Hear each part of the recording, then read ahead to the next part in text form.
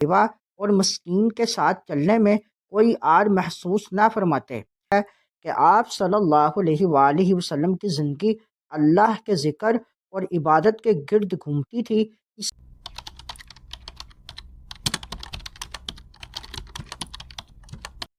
بسم اللہ الرحمن الرحیم۔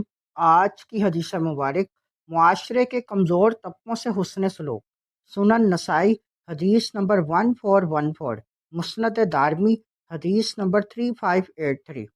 حضرت عبداللہ بن اوفا رضی اللہ تعالیٰ عنہ کہتے ہیں کہ رسول کریم صلی اللہ علیہ وآلہ وسلم ذکر میں مشغول رہتے، لغو یعنی فضول باتیں بہت کم کرتے، نماز کو طویل اور خطبہ کو مختصر کرتے، اور بیوہ اور مسکین کے ساتھ چلنے میں کوئی آر محسوس نہ فرماتے اور ان کا کام کر دیتے تھے۔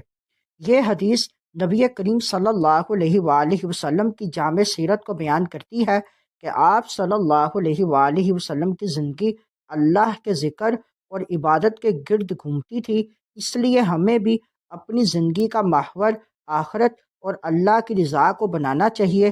آپ صلی اللہ علیہ وآلہ وسلم نے عملی طور پر بتایا کہ اصل بزرگی عاجزی اور خدمت میں ہے، نہ کہ تکبر یا دنیاوی جاہ و جلال میں۔ اس میں داعی، خطیب اور عالم کے لیے بھی سبق ہے کہ وہ اپنی بات کو مختصر مگر با مقصد رکھے تاکہ لوگ سمجھ سکیں اور عمل کر سکیں۔